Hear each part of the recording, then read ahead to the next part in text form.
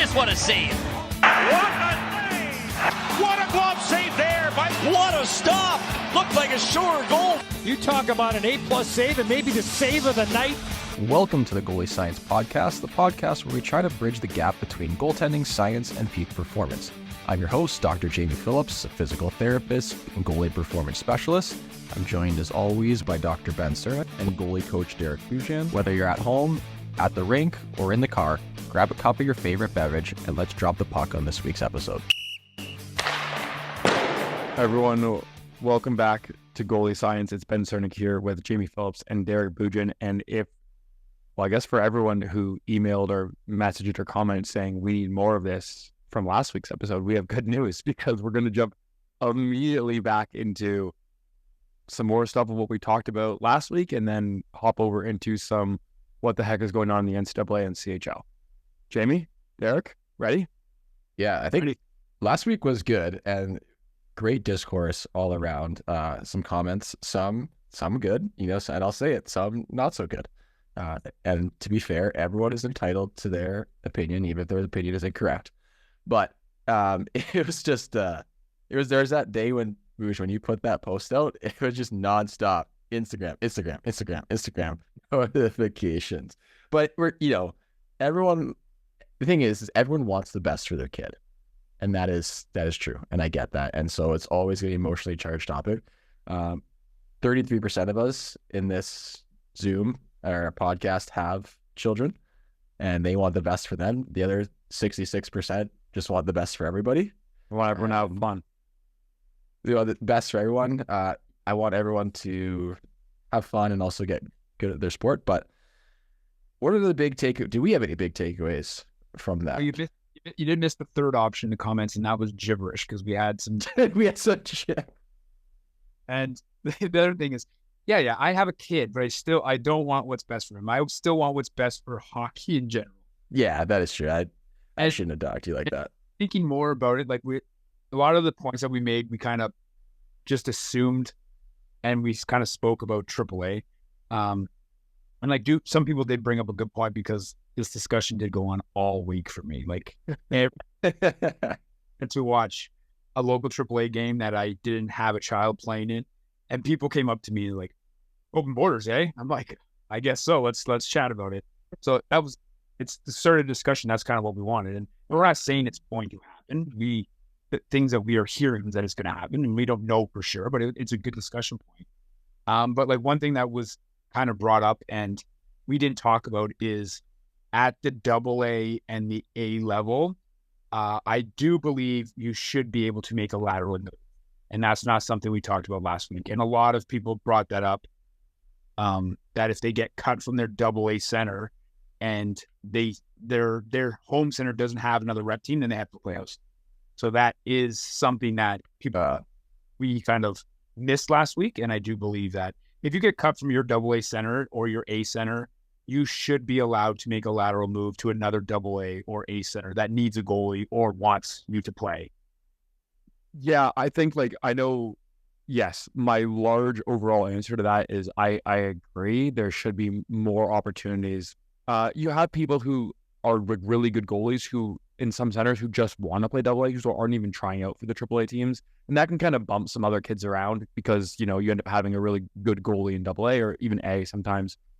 That's just like, no, I just want to play with my friends at this level. And that kind of can jostle the system up a little bit, especially if other people from other centers then come to AAA, et cetera, et cetera, et cetera. That kind of kicks everything down the road. I think maybe the most important part that I agree with, Derek, that you said is if there is a goalie shortage elsewhere, because again, if you're, driving an hour to kick out another local kid's single A team, I'd probably feel pretty salty if I was the parents of that goalie. If you're a small town single A team and someone from Toronto drove to take your spot, because you can have one. I think that would probably open a couple, awkward can of worms to say the least. But so, correct me if I'm wrong. So in the rules, the open borders, that's for all levels, correct? Because right now there isn't any for AA, single A. Okay, so the way it is right now, at U12, you're allowed an NRP. So let's say you live in a center that offers only single A hockey. you can go and try out in one AA center, and you can pick whatever. Anyone. Okay. But you can only try out for one. And that's after U12. It's not before U12. Well, yeah, not. Yeah. If you're an A center, you try out, you have your NRP for AA. But if you get cut from your A team in your home center, then you go to either their like double B or house league. You can't go to A center. That's the Okay. Yeah, I know we had really yeah. Oh, so we had a really interesting situation with one of our younger goalies this year, who's like a pretty good little goalie. He's, under 10, little guy. But he didn't make the spot in his AAA center, and he is from like a small town that gets aggregated up by a big AAA center. And because of those rules, the highest level he could play above AAA was double B. Like that's where he had to go back to. So he couldn't play A or double A, which I think that's a bad rule. Like I think we could probably get rid of that rule. Like you could probably should be eligible to play for like especially if you're in an aggregated center.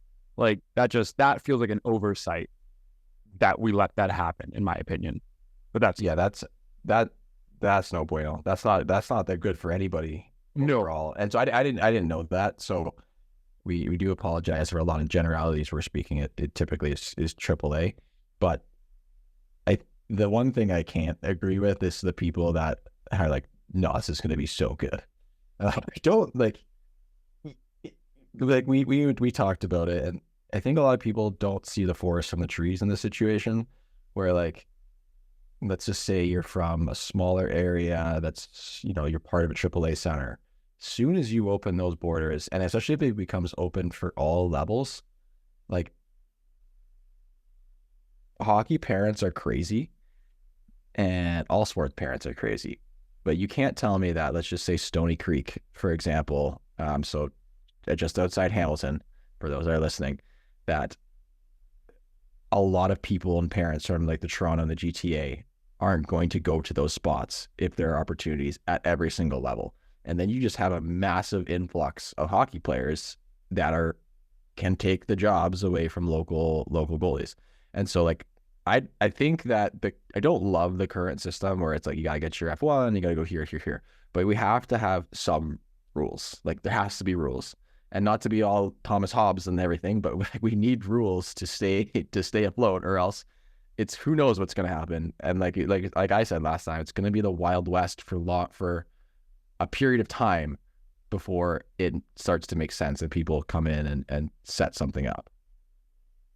I think there's two reasons that this is happening. And I mean, these are me hypothetically speaking. I don't have any insider information or anything.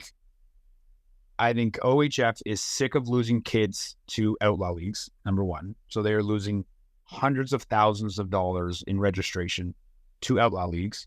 So they are trying to curb that mass exodus out of the OHF and the OMHA and all the little subsidy leagues underneath. I think they're sick of getting sued. I think that they're sick of parents lawyering up and fighting residential rules. And I think they're just fed up with having to fight every single kid who wants a release. And I think this is them just kind of throwing their hands up, because like you're kidding yourselves if you think the people who are in positions of power don't have an idea of what's going on. Like it's not just us talking about this and these people don't have any clue. Like these people are smart people who see what is going on and understand the landscape. And it's not like they don't know what this is going to do. I honestly think they're trying to curb the loss of hundreds of thousands of dollars. And wouldn't you be sick of getting sued? I mean, like that's a segue into what we're going to talk about later, but it's about everybody getting a lawyer and fighting every single rule that's ever been made. Yeah. And like the other thing I'll add too is that I know that even some organizations, again, last week we talked about, should we make the rules of, half ice hockey longer in development? I know that there are some centers now where they play half ice hockey at whatever U8 and U9 who are getting rid of it because they've lost all their kids to the full ice outlaw leagues. So like people who are like, even like OHF centers who are like, we have to do because it's being, so disrupted. So you talk about the fees, and I'm not sure people realize this maybe, and this is just the honest reality though, is like your minor hockey is heavily subsidized. Minor hockey, hockey is very expensive. Rep hockey is very, very expensive, but it's still subsidized in a lot of ways, shapes, and forms, especially when you go compare the leagues, minor hockey leagues to the outlaw leagues and the price of everything that costs those. So people don't know this. Your minor hockey organization does not pay full price for ice for your community rinks that you skate at. In fact, a lot of the times it pays an astronomically different price, like a lower price. Like that's subsidized by your community because community and local sport matters, right? So all these outlaw leagues and all these other things, like Derek talked about, like, you know, last week, the social aspect, which I thought a lot about this week, was about like the social aspect of disrupting no borders and just having, you know, you're the Hamilton team that has no one from Hamilton on it, which could happen really easily, right? So all that to say, I don't think anyone can say that any hockey organization is perfect. I don't think anyone can always say like, oh yes, this hockey organization, wherever you are globally, like uses my dollars perfectly. But I will say that, you know, minor hockey, when it's organized and structured, is subsidized in an appropriate way. But anyways, yeah, Warriors, yes, I agree. Derek, whatever you said, all that. I just want to get that out there. Like, we talked a little bit last week off the show about the costs of U9 hockey within a structured organization and then with the LL League, and it's noticeable difference. But like hockey, yeah. And for those listening, we're talking primarily Ontario-based hockey, and I'm sure for across the board in Canada. I don't know the details for ULA hockey. All I know is some organizations here in the States, it is very expensive. It is like over $10,000 per year, starting at U9, U10, because also, and then you have to factor in things like travel and stuff, where growing up in Ontario, you know, I played in St. Catharines or Welland. There were teams within an hour or two distance. You know, for us here at Fox, our closest game is 2.5 hours, but regularly playing games in St. Louis and Arizona and California. And like that is significantly more travel and like the expenses. So it is very expensive. And I want to touch on one thing too, and we talk about people, you know, getting heated and throwing their pits. People, they're very heated about the half ice thing.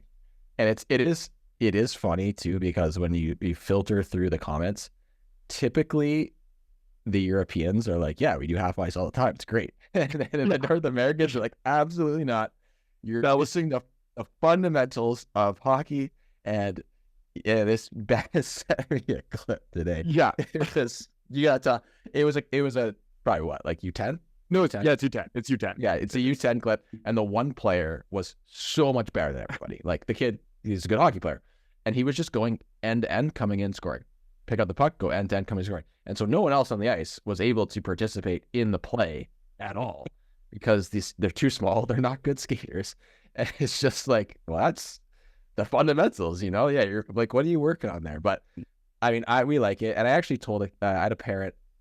It's funny. A parent called me in Canada and not Ontario and was like, hey, we're looking at the summer and like spring hockey. Like, should we do it? Do all these things? And I gave my honest answer. Like, I don't think so, but I understand that sometimes coaches are like, if you don't play on our spring hockey team, you're not making the fall team, and like all this nonsense that happens. Isn't that racketeering? Like, isn't that the definition of racketeering? Makes it quid pro quo, as they say. But that happens like a lot. But I just said, he's like, yeah, we're not doing that. Like, that we're going to a tournament in Europe just because I think it'd be a fun experience as a kid. I was like, that's cool.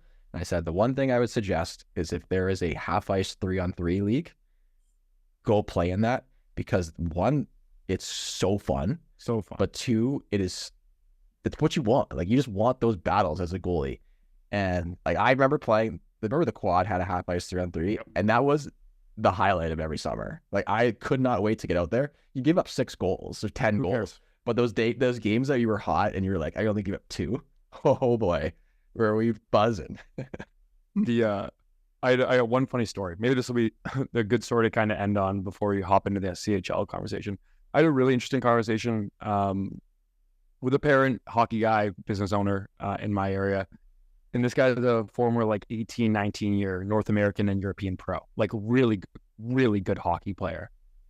like very, very successful, like objectively successful pro career for what, not being in North America for more than 5 or 6 years. And he just made the comment that it was like when his kids were playing in the European system before he came back home, he was just like, yeah, they had the time of their lives. Like we just, went to practice a couple times a week, and then we played a big jamboree every couple of weeks, and my kid took 8,000 shots a week, and it was great. And like, this is a guy who's played like professional hockey at every level, and he comes back, and now he works in hockey, and he's just like, yeah, like, wow, I wish, like, I can't wait for us to adopt their system faster. Like, it is just so much better. And that's a guy the system, it's not being adopted very quickly. So we're trying. I mean, some people are trying, and to their credit, like I know USA Hockey does with their ADM model, their Atom model, they're trying, but again, it still gets the same pushback that they get in Hockey Canada, and there's all these different fights. But I don't know. Like the solution is to try your best, I guess, and to make the decisions that you think are best. But I mean, especially if we look, for those that are listening or watching that don't get to be behind those Hockey Canada or USA Hockey meetings where the goal is to how do we make everyone as good as we can get it? How can we improve our country as a whole? We look at other countries and we try to take what they're doing and where other places are having success. And one of the things is those Scandinavian countries, except I know Finland's not Scandinavian. Someone's punching their steering wheel. Yeah, right they're now. gonna yell. It's Nordic. That's a bad Sorry, for you. Oh, it's a Nordic. That's what someone said. They said like, you're a Nordic country. Yeah. So those not because of Estonia. My bad, guys. Sorry, everyone. Those European countries, those Northern European countries that are doing well and pumping out a lot of hockey players per capita, a lot of the things that they do they're trying to be implemented here. But again, it's met with a lot of resistance. But that is life. Yeah. You know what? Like, yeah. Go ahead. We're just stuttering like crazy. Going back and listening to last week, I think there was something Jamie said that I don't think we talked enough about. And it was the fact that when he said, when it goes open borders, that we're going to be paying minor hockey players. Like if people don't... It's professionalizing. Yes. We try not to professionalize minor hockey in the way that we treat kids. We already do that, though. Like, we try not to. The one thing I do to say, I am a big believer in wearing like a golf shirt and khakis to games. I like that. But the way we treat kids, we try. People professionalize too early. We try our best not to. But with open borders, money is going to be flowing. Like, let's just call a spade a spade. It's flowing now, and it's not allowed to. So when it's allowed to, it is going to flow, and you are going to be paying players and their families to play minor hockey starting at a very young age, and it's going to be little professional leagues. I had a conversation with 2 goalie parents that both their kids play U11 single A hockey today, and they're on the same team. And we were talking about open borders, and they were both like, "Oh, this is a great idea." And then I said to the point, I go, "Okay, what do you pay for your registration?" So they said $2,500. I'm like, "And what do you pay for your registration?" And the mom was like, $2,500. I'm just like, "Okay, you guys pay the exact same, right?" They're like, "Yeah." I'm like, "Well, what happens next year when you want to go play somewhere else, and they tell you only have to pay half your registration, but don't tell the other goalie?" And then you find out in November that, hey, my goalie partner is paying half because they're subsidizing his registration because they didn't want to lose it. Mm-hmm. Well, the mood changed very quickly. That was number one. Then the second question was because every parent that heard open borders immediately thought, how will this benefit my kid? None of them, not one of them, critically thought or objectively took a second to think about how this could negatively affect my kid. And when you start asking those questions, you start seeing smiles turn into, "Oh, I never thought of that." So I'd be very, very cautious to all the parents that riddled our Instagram and YouTube all week in my DMs with, "Yeah, well, my kid is different." Because those comments started with, "My son is playing house league and he is trapped." Okay. Well, maybe, or it happened. Joey's playing house league, and that's probably where he should stay. Yeah, and this goes going to tie into the NCAA talk when we get there. People are going to forget that open borders is also going to include Americans and possibly Europeans. Like, there's just no rules to it, and already now, like, there are cross-border playing, and there's all these different things. But I can assure you, there are good players out in California and Arizona and stuff. And if they want to go play for the Marlies, they're going to take that spot. Yeah. And then that goalie that's from Toronto that's going to play in the Marlies. Well, I don't know. Milton's pretty close. Oh, Burlington's pretty close. Like you said, you only think about, oh, if my kid can go anywhere, they're easily going to take out that spot in junior Canadians. But they don't realize how the plethora of goalies that just got opened up to, and all those kids that were truly trapped or were stuck in F1 purgatory are now going to be able to go, and they're possibly better than your kid. And it's just like, yeah, it's going to be wild. It's going to be a really interesting time. Yeah, we had that happen even with just like a center amalgamation in our area, right? Like everyone was like super excited, like, ooh, we're making a turbo center and we're having this wicked awesome team. And then like one of the older teams brought in an import goalie. So 4 centers went to 2 goalies, and then 2 goalie spots went to 1 goalie spot. And everyone went, oh no, that didn't work out for me. Yeah, it's Like, it's professional. It's professional hockey. It is. It's like it's like it's little kid professional hockey. Yeah. But let's move on. Let's talk about the NCAA, because speaking of lawsuits. Yeah. Hold on. It's just about money and losses. And I came prepared. Assuming that neither of you would do the background research on what's currently happening and the most up-to-date information on this topic. I have some insight and some knowledge, but I'm not. I also have insight as someone who works in the USHL as a league that is like, oh, okay, they are in a tough spot. What is going to happen with them? Yeah. So let's get after it. Ben, what do you got? For 30 seconds, for anyone who has not been made aware of what's been going on, there was really started this whole conversation with a lawsuit originating where a player claimed that they were not a professional hockey player. They should have NCAA eligibility. And it moved up the court system, and it has been dragged out for quite a while, to the point where they're like, yeah, this, what would make this lawsuit go away is if we just change the rules. So there is currently, we're through the stage 1 process of like the initial proposal that players coming from major junior hockey, so the Canadian Hockey League, would be able to maintain their NCAA eligibility. And this is where the key wording comes in.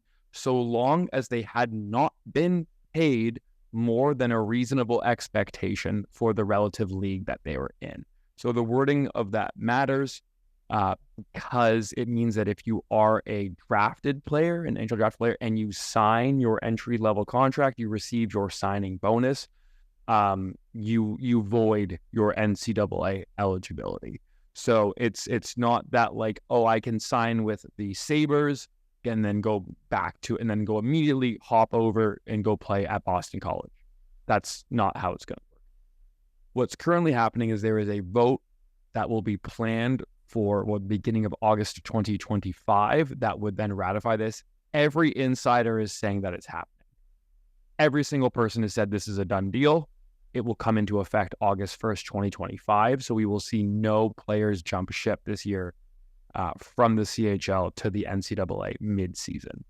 A couple of weeks ago, there was some news where an overage forward in the WHL announced their verbal commitment to Arizona State, which really either felt like someone trying to force a hand or that the inside information had really started coming out that this was for sure going to be happening.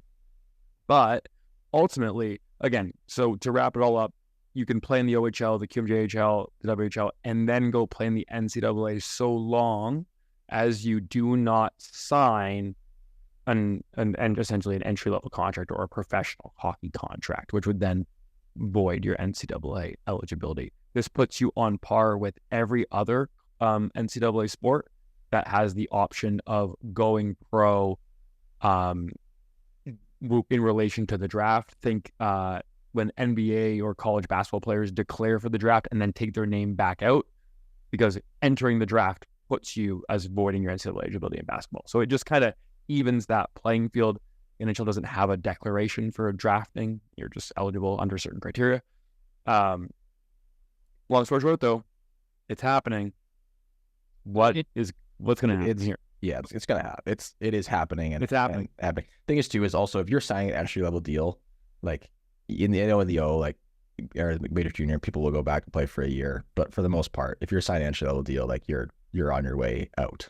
That team is investing a lot of money in you. You probably don't need to go play another year. Or what it's going to do too is just going to push back entry levels being later. Well, Until players can go play at 19 and go play in the American League, they're just going to hey, go to BU or just play in the O longer, and then we'll sign you.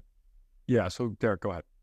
Yeah, the interesting thing about the vote that you talked about is, so the NCAA Division I voting council is 42 schools.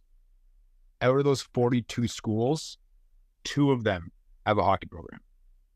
So this rule is basically being voted on by NCAA council that has absolutely no skin in the game with the hockey, Division I hockey. Is 2 out of 42 schools have a Division I program that are voting on this rule.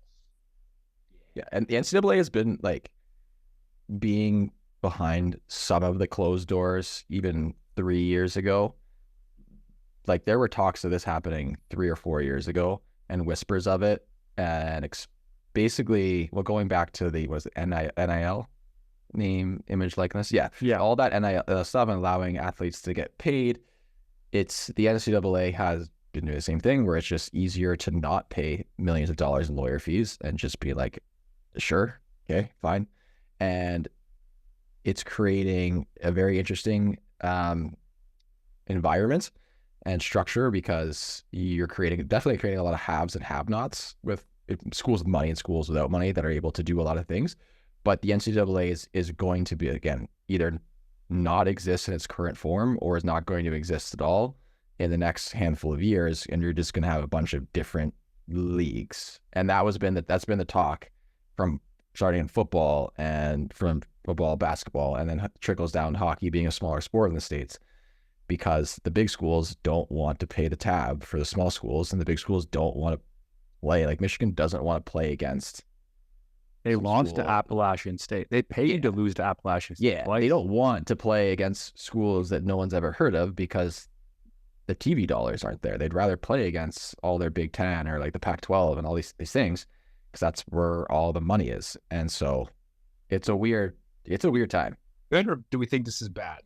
Yeah, that was going to be my first thing. I was going to start with, I think there are pros and I think there are cons. I think we should talk before we give our final vote. Let's say that to the end. Really force the listeners to wait, keep their edge, seats on edge on seats. They gotta listen.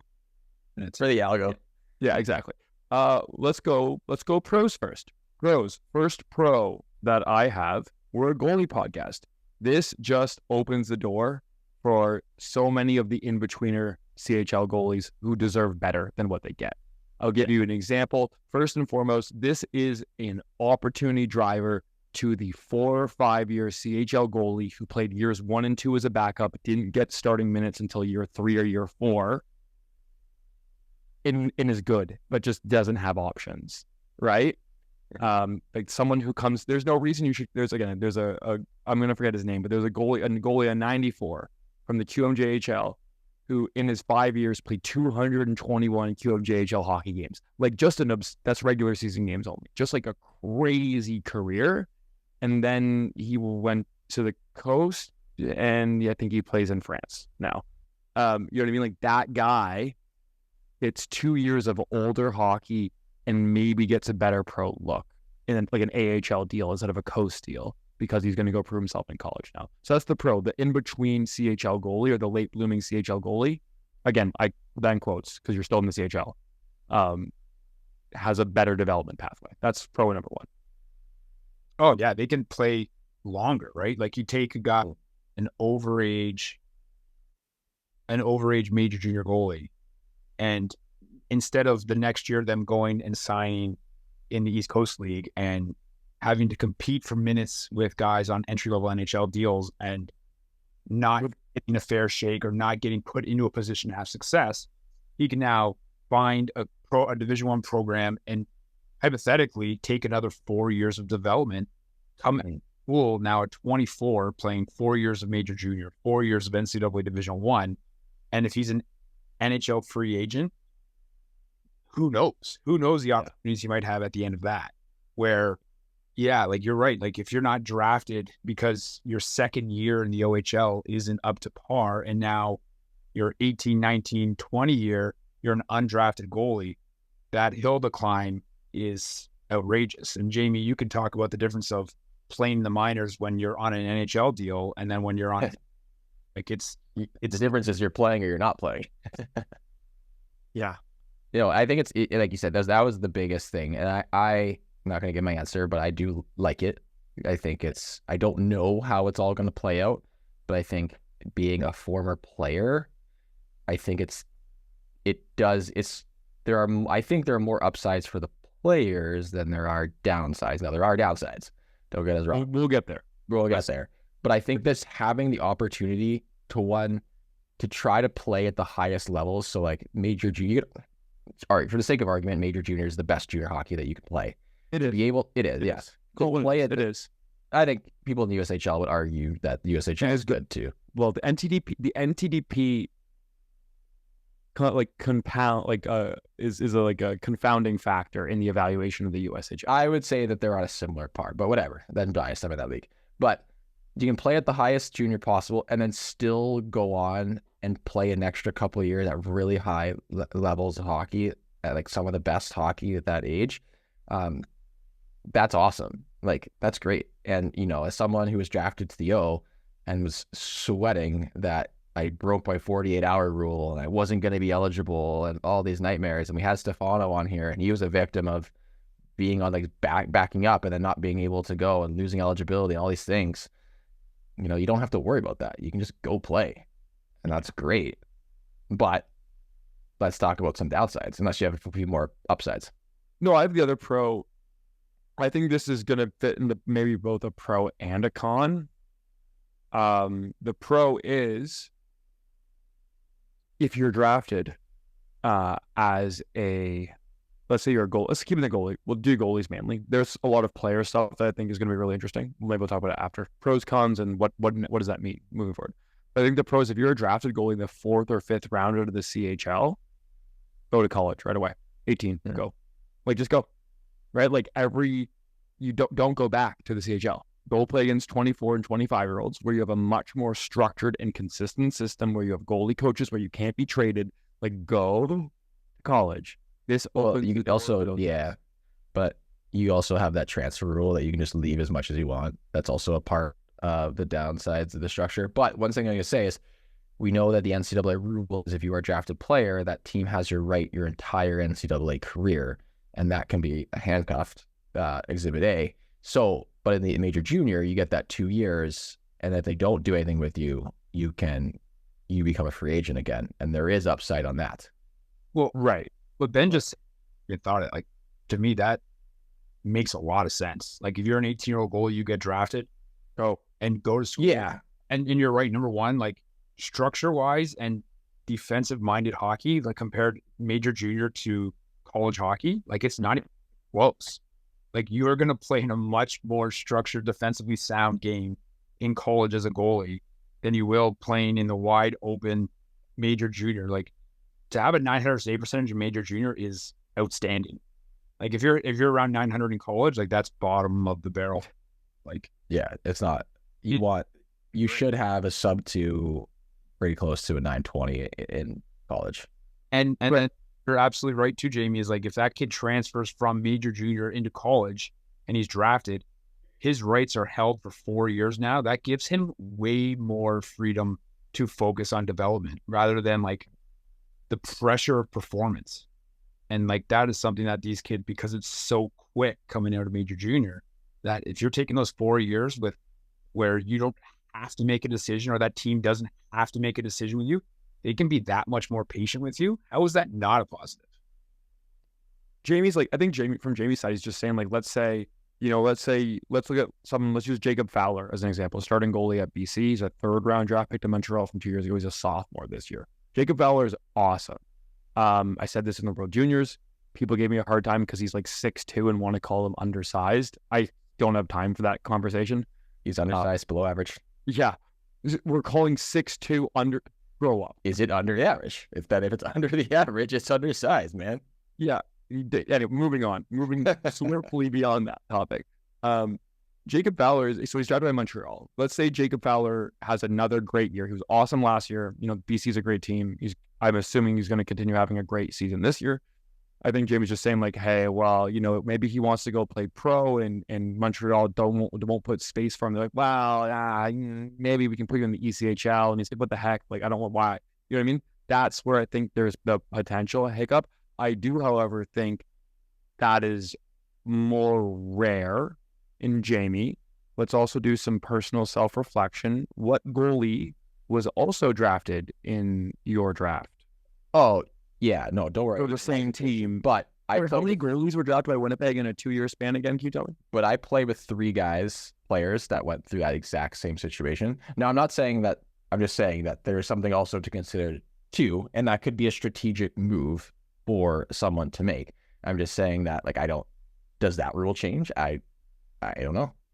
Probably not. I'm assuming it benefits the NHL, so they wouldn't encourage it to change, but it's just another rule. You can also force the team's hand, right? You can leave college or leave, and then August 1st, free agency kicks in.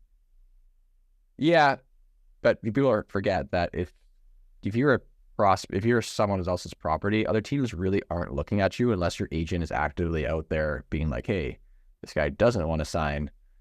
Let's sell him. And so if you keep your cards close to your chest, and all of a sudden you want to be a free agent, all the other teams have signed their guys by the time that comes around. I agree. But I mean, it's a different conversation for a different day. Because we don't know what the rules would be. Let's just talk about the general consensus of. Yeah. So I think that's that's an interesting pro. I want to do cons quick because I want to get into like what I consider I don't know if it's a pro or a con category, which I think is the much more interesting one. I think the biggest and most obvious con is that late bloomers who aren't in the CHL are about to. I think what's going to happen is we are going to see a series of junior hockey teams fold over the next 3 to 6 years as this rule ratifies, and as less people can find college spots paying $12,000 to play junior A. I think you're going to have, I think the quality drops dramatically, just like our open borders conversation. I think the same thing happens. The good teams will stay good because players will still go places from those teams. But, I think how much are you willing to pay to play junior A when realistically your only hopes are a D3 spot? I play D3. This is not D3 slander. It's just honesty. Everyone wants to play D1. Let's just. Yeah, yeah. So I'm not slandering, but the thing that gets lost in this conversation too is people also forget that ACHA is becoming more and more popular. So club hockey. So I think look for Canadians. Hold on. Are you going to go pay an international tuition as a Canadian to play ACHA club hockey for 50? I'm not saying this, and they take major junior players. They take major junior players already right now. But I'm just saying it's going to help D3. Like D3 hockey is going to get a lot better, and I think yes, it will. Okay, on Ben's thing about this doesn't change the total number of players. So I don't think as many teams will fold as you think, because I still think there's players that are going to play and still pay because they want to play and they still want to try and play. Mm-hmm. I also think what a lot of people are not realizing is if they change this rule and they basically take away the fact that if you are considered a professional, you can't play NCAA. If that rule comes off the table, that opens up the door for so many more European pros to come over and take spots in the NCAA. If more Europeans come over earlier and play in these programs that played low-level pro and were considered pro in Europe, if they come over and they take those spots, that's not going to decrease the number of players and decrease the competitive balance of junior A hockey. I think it makes it better. I think Europeans coming over to North America to play in the U.S. college system will make North American college hockey better and North American junior hockey better. That was my point I was going to get into, because again, I sometimes actively like comment on like different like TikToks and Instagrams about these, but no, like they said, no one considers the Europeans, and they're like, oh, well, it's just a CHL thing. No, it's classifying professional versus amateur, and you're allowing, and there is a major influx already of Europeans into NCAA hockey. You know, when I was an undergrad, we had one European from Sweden. Now you can see in like Michigan Tech, like almost 25 to 30% of their team is Europeans. And there are schools out there that heavily recruit there. They're looking that only recruit there because they have a lot of good players, and the Europeans, they want to come over and they want to play NCAA hockey. And so now this rule that allows those kids, instead of playing J20 or under 18, they can go to their national teams. They can go play in their pro clubs. And now you're getting that's kids not true though. That's not what the rule is. The rule is going to be professional hockey. No, that's no the designation between major junior.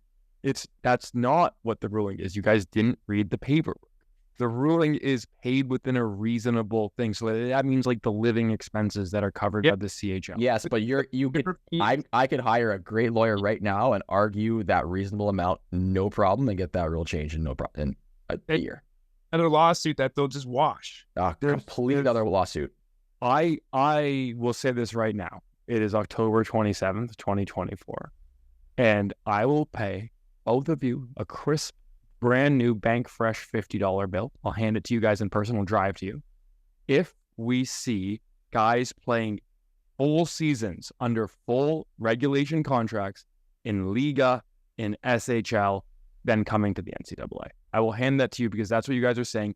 I promise. There already are those players because they don't take a get salary. paid. Yes, but now you're opening the door for them to be able to take a salary or to get less under the table money that already exists.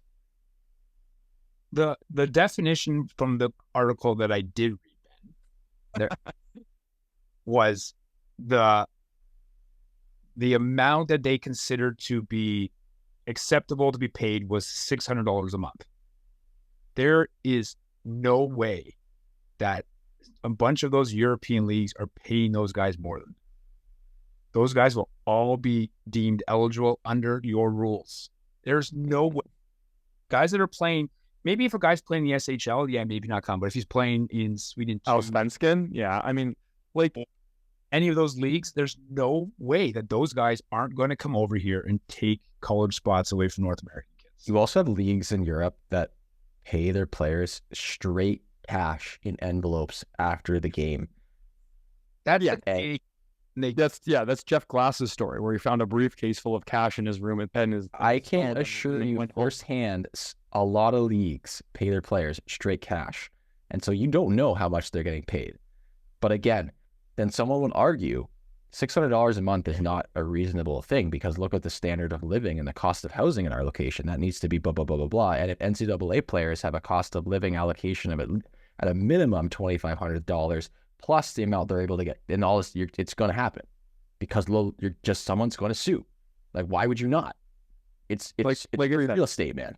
Like I said, crisp 50 to both of you.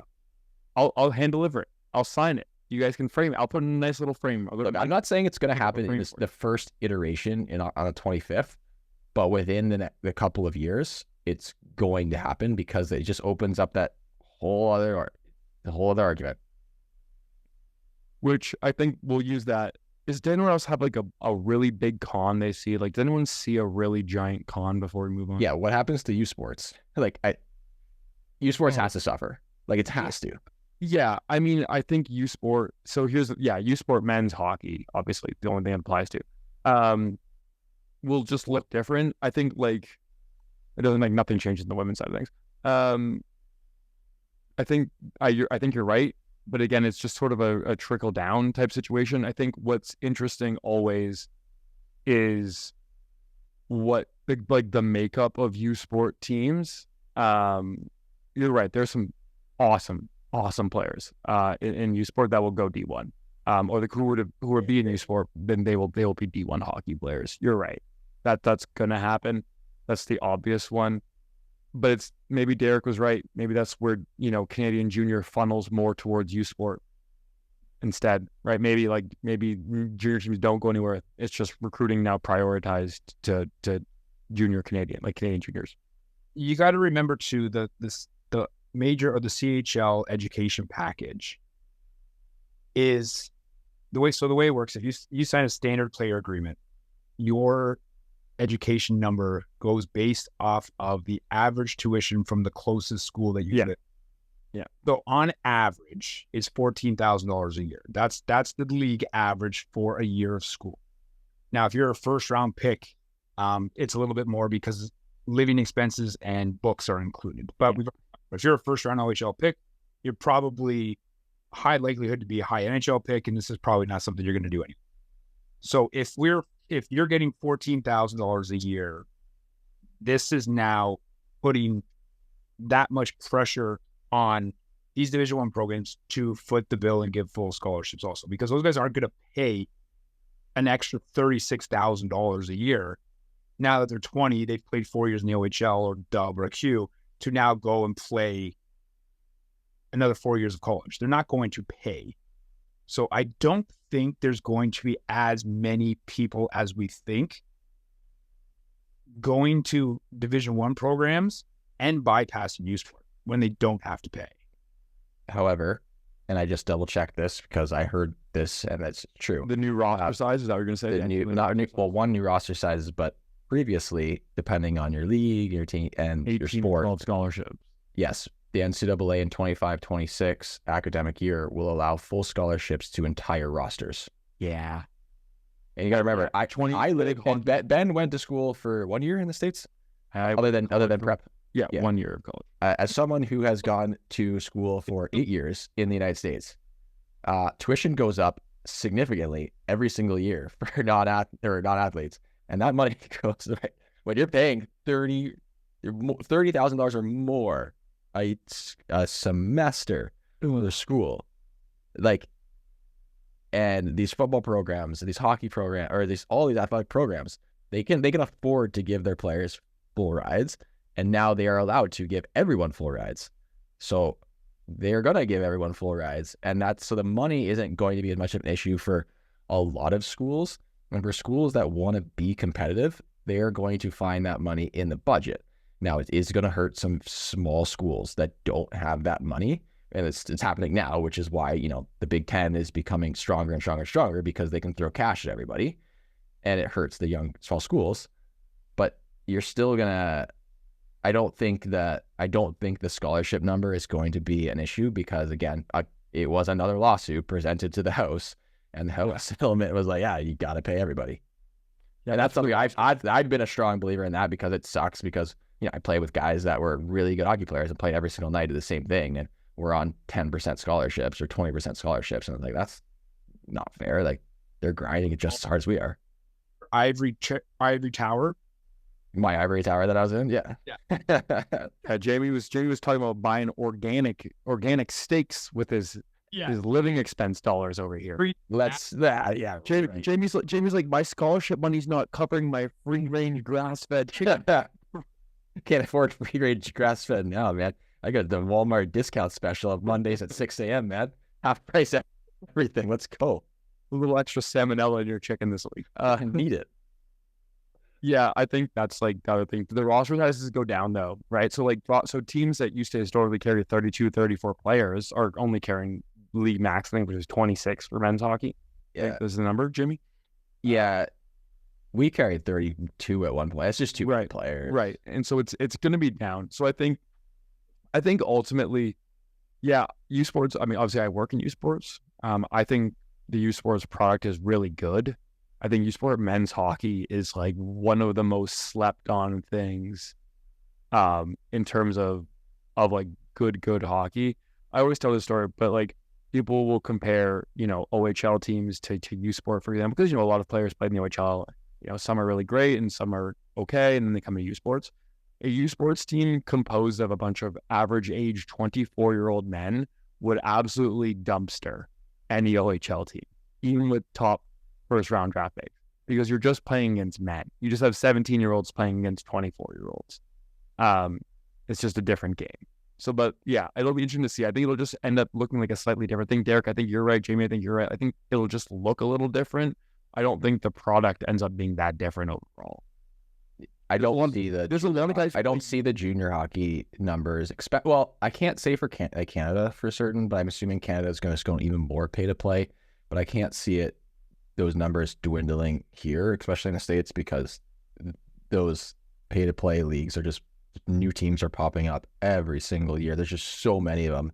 There's so many leagues that I can't even keep track. I got guys playing in teams I've never heard of that exist for 2 weeks, unfold, and another one pops up. And I honestly want to add too, when Derek was talking about the price of tuition, is a lot of kids, if you tell a kid that you can go play in ASU or you can go to school at somewhere far north where you don't see sunlight any day of the week, it's hard to convince a 20-year-old man to go to that school when they can go to ASU, and all things being equal in terms of what they're going to pay and all these opportunities. Like it's hard, and the kids want to go where it's cool.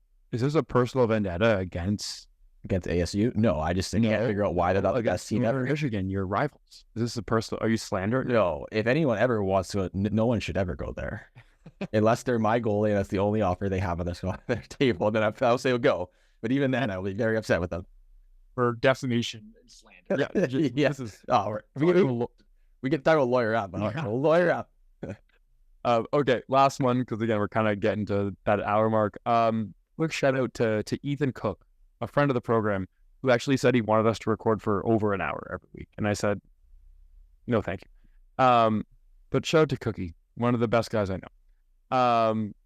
Anything weird that you think will come of this? Like, what's the weird, like the unexpected, I'd say. So we did some good things. We did some like maybe bad things. Is there anything unexpected you think is going to show up where it's like, we don't know how we're going to feel about it. Yeah, we just expect that something weird is going to happen from this. So I don't know. And this isn't insider training or anything, but I think that the USHL and BCHL will end up joining major junior hockey. That's my weird hot take. And That's a big one. But there doesn't make sense. Those BCHL being the best tier 2 and the US. I don't know. What is that shit? This is a The cup? amalgamation of everything. It just sunk in my hands. The BCHL and the USHL being the best, like let's just say for simplicity's sake, tier 2 junior A hockey right after under major junior. If those leagues are basically the same, then what's the point of a really good player going to play in Des Moines when they can just go play in London? So I think in order to hemorrhage the bleeding of really good players, the BCHL and USHL will end up joining into major junior in some degree. And that's just something I float like thinking, because I'm trying to think of all the ways that things can go, and I'm like, I don't know, but that's my guess. Derek, your hand up. Is that the USHL and the Outlaw League BCHL are going to join Hockey Canada and join the CHL? We say it like that, it sounds stupid, but I have a feeling that things might not be super good for Hockey Canada moving forward through all this and through all the stuff that they are currently fighting and dealing with outlaw leagues and all the other nonsense.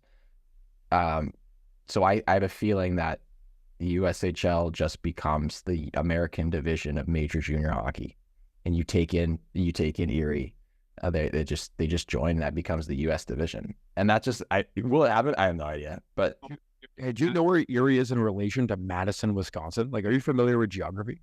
Yeah, but you ever looked at the WHL?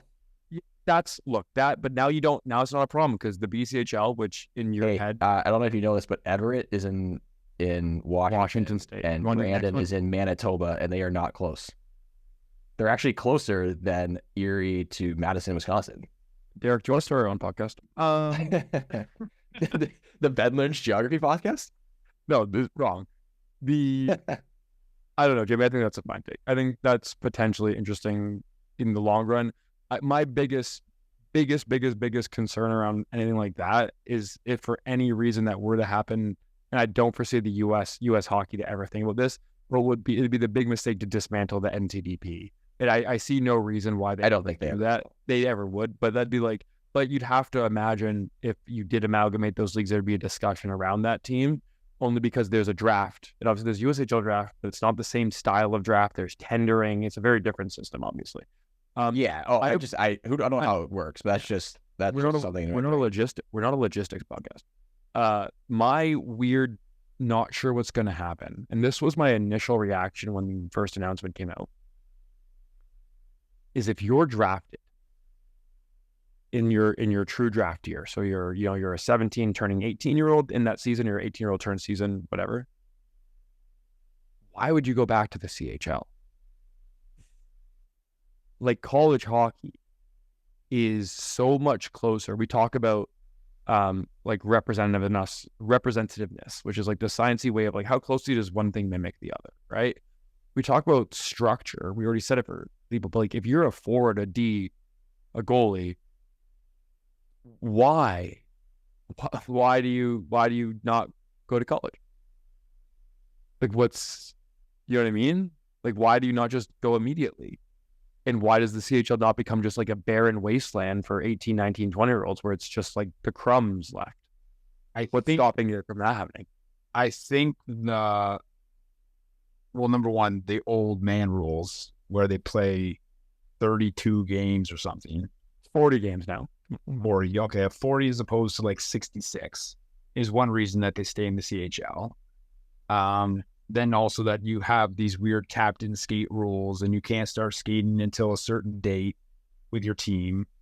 Like a lot of those have disappeared too. They're gone. Yeah. Yeah. Okay, well because they're dumb. Yeah, they are. They're dumb. They're unsafe, but that's not the point of it. And is those guys that are drafted can focus solely on hockey. If you are in a Division I program, you, for the most part, have to go to class, and you can't skate every single day. Like, there are still those rules where if you're playing CHL hockey, you are basically, your job is to play hockey. And true, you do need one day off in the NCAA rules. I'm going to say something. That's probably good. That is loosely enforced. Whoa. Shh. Jamie, don't. Okay, that's my honest question. I don't have the answer, because in my head, I was like, okay, you're a defenseman drafted in the second round. Do you go back and play in Barrie, or you just take a quick hop over to go play at Michigan State and play a pro level power and like play like a real true pro level system? I honestly don't know. I'm asking this like genuinely, and you guys might know, you might not. But I would assume, or I think maybe I've been programmed to assume, that the level of coaching is better in the CHL. Like, I feel like there's more coaches coming out of the CHL getting NHL jobs than there is in U.S. college hockey. I'm going to say my point. And Ben will probably have the real answer, but I'll give you my opinion. I don't know if there's a few limiters on that, where to coach in the NCAA, you have to have an undergraduate degree. So you're eliminating people that played major junior and then went to pro and played for 20 years and never went to college. But also, like, it's a good gig. Like, to be an NCAA coach is a really good gig, and it is a cushy gig. And as long as you are meeting whatever milestones you have, you can coach in that position for a heck of a long time and make a really good living, and you never have to worry about it. So if your goal isn't to go coach in the NHL and you just like coaching high level hockey and getting paid $400,000 a year, why would you leave? Yeah, I have an interesting, I have a good example. So Michigan State's coach recently signed a 5-year contract before the start of the season. It goes up by, I'm just going to pay this, it goes up by $50,000 every season for 5 years. The first season is $750,000. Yeah, like they're you didn't paid $1 million to coach at Michigan State. Yeah, but Mike Babcock was getting $5 million. Like $750 and $5 million, not close, boys. Yeah, but to coach in pro, you're way more on the chopping block. Yep. And you don't get that stability that college offers. And for a lot of people, like that stability is what they want. Like you don't want to have to move your family around. You don't want that grind. And I don't know if it's a quality thing. It could be, but I'm just saying that like if you really wanted to coach in the NHL, I would probably go the major junior route too in coaching versus the NCAA, because you're just, again, you're treated more like a pro organization. You don't have, academic, ADs and all these different things and rules you have to follow. And it seems like the mobility, there's more movement, whether that's up or down versus the NCAA. But like Red Berenson coached at Michigan for like 100 years, man. Yeah, no, but like, that's a good example. I'm like, Brandon Naurato is the coach at Michigan now. And like, you want to talk about a coach who is maybe at the most, at the front edge of hockey development.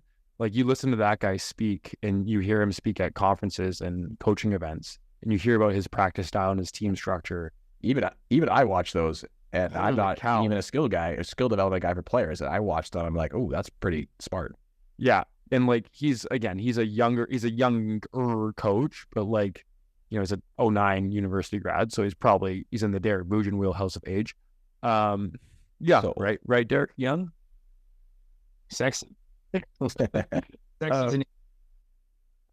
what I mean? Like, I think that's just one of the things. I think they're just different systems. I don't know better is the right word, or one's better than the other. I think it's just different options. Like Naurato's from Michigan, played at Michigan, coached with the Red Wings and the Grand Rapids. Now he's back at Michigan. You know what I mean? Like, I think that's a lot of the stories of that is like, a lot of grads come back to coach, play pro, do development stuff, and then come back. I would guess or assume that I don't think a OHL head coach is making $750,000, but I honestly don't know. I don't know the numbers either. I have no. All I know is like even the NCAA lifestyle is good. It's unbelievable. Like someone was like, "Hey, Jamie, you could play at Michigan Tech forever and not go to the East Coast Hockey League and take 22-hour bus rides and just sleep in a 4-foot bed all the time. I would just stay at Michigan Tech. It's great. I would. And so, it's so you just have and that's a Michigan Tech, a small tiny school. You think about Michigan, you have unlimited dollars. Yeah. You have unlimited money. You just print money, and you have everything you ever need. You fly private. You eat. Every meal's covered. You play a certain amount of games. Your travel schedule's light. It's just why. And as a coaching side, why would you not want that? Like, you don't have to worry about all these other things. You don't have to worry about trading, all these things. Now you have to worry about the portal. I get that. That adds a new element. But like, it's an unbelievable lifestyle. If you can do a good job of that and coach there for a long time, like I have no problem making $750,000 a year for the next 20 years. Sounds great. I'll tell you right now, I'll take 12% of $750,000. How many paid college goalie coaches do you know? Whoa! New rules. Now you're allowed to get paid. Well, how many do you know? But now, like, they're changing things. But like in the past, how many? Not many. Not many. No, I get that. But again, a lot assistant coaches, you're getting. Most of them are getting $75,000 to $100,000 plus to be an assistant coach. I'll take that right now. If anyone's listening right now, I will run your numbers for you, and I will talk to your players about not shooting from the point when there's no one in front of that. What, Ben, you should know this because this is like your job, but now currently in the NHL, what would the percentage of players that played CHL be and the percentage of players that played college hockey? Oh, it's still overwhelmingly CHL, like relative to the North American players. Like, yeah, it's not even really close. It'll change, but like as it currently stands, even like just draft pick wise, the OHL still dominates, right? It's I think I saw something, this number, I could pull the number up. I have the number on a paper on my laptop. I'm just not going to pull it up. But like at the start of the 2023-2024 NHL season, I think there was, something like 400 players who had played in the OHL on NHL rosters. Well, I think 400. But like when those 18-year-olds that sign or get drafted, I think that's probably the reason that they're choosing to go CHL. I'm not saying that's right or wrong. I just really curious. Yeah.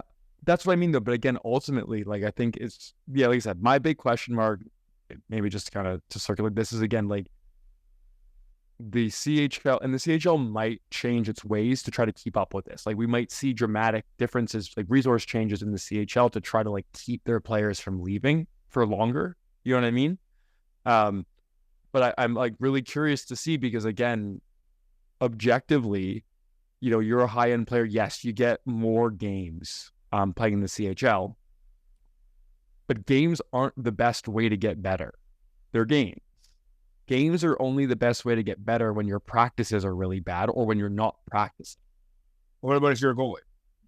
So here's the thing. I don't have the perfect answer for this, but I do know that I think 60 CHL games per season would be really hard on you. Because like we just talk about full-time goalie coaches in the NCAA. We talked about this before. There's CHL goalie coaches, there's CHL teams who won't see their goalie coach for 2 weeks at a time. We know that happens still to this day, right? Like, that's a it, right? I'm gonna say, but we look at a lot of players that left college. You cut Derek off. You can't hear him when you're talking. Sorry, go Boosh.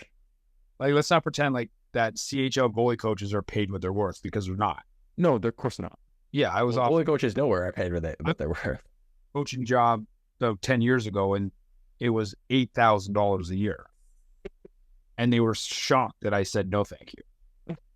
Like, you can like trees for 1 month. You look at you look at goalie coaches versus like QB coaches. There's not close in terms of the money. But before we wrap it up, and I want to get Derek's, if you still have like, what do you think could happen? This has been floating in my brain. I don't know why I didn't think about it till now. I think this might change some of the structure of minor pro hockey, like East Coast AHL. Only in the fact that you're going to have a lot of players that would have gone to those minor leagues can now go and play a little bit longer. And to be fair, like, playing in the East Coast League isn't super fun all the time for everybody. So, and a lot of people will go play there for 1 year or 2 years and then retire or go back, or especially on the Canadian side, go back to U Sport. But I think that you're going to have a different structure, and I think the NCAA will become more of a feeder directly into the NHL than it is now. Yeah, I think that's going to be like the development league. I like thinking about it. Like, if I'm thinking goalie wise, I think you play your 19 year and you go to school. Like, you go play NCAA. Yeah. The same with players. Like, you might as well like play your 19, 20, even a 20-year-old year, and then go play till you're 24, 25. But if you're a goalie, why would you want to stay at 20 and play against 16, 17-year-olds? Well, that's my point. That's what I'm saying. But I also, like we talked about earlier, is like, you learn to play in a structured system. Like, I mean, like, I don't see a downside to that. No. Then, like, if you're a young goalie, we talk about minutes. Like, the difference in almost about 60% of the same schedule, like, that is something that you would have to weigh, because minutes are important as a goalie. And I know we talk about practice and is more important than players. For a goalie, we could have that discussion on another day. But I might argue the other towards the game side for goalies, but we'll save that for next pod. Well, I'm going to leave you this, because we're actually working on another project that looks at this idea of developmental debt is the term that we use in the project, or exposure debt. But that we got to work on the wording, because that doesn't sound great. But this idea that, I'll give a good example. I'm gonna pull. I got two nerdy stats things before I'll let everyone go. I'm gonna pull up the names properly. But there was a goalie drafted 2019, 2020, Ottawa 67's backup goalie. Obviously, everyone knows what happened in 2020, and he got messed up. But he's drafted to the NHL in the 6th round, having played 27 major junior hockey games in 2 seasons. His 16-year-old year, he got 29 games, 10 games in his first year, and then he played 19 in his second year. Yeah, but we know drafts are based on potential. Right, no, but just is based on games. But bear with me as I finish this. But he's now 18 years old. and in the past 2 seasons has played 29 games.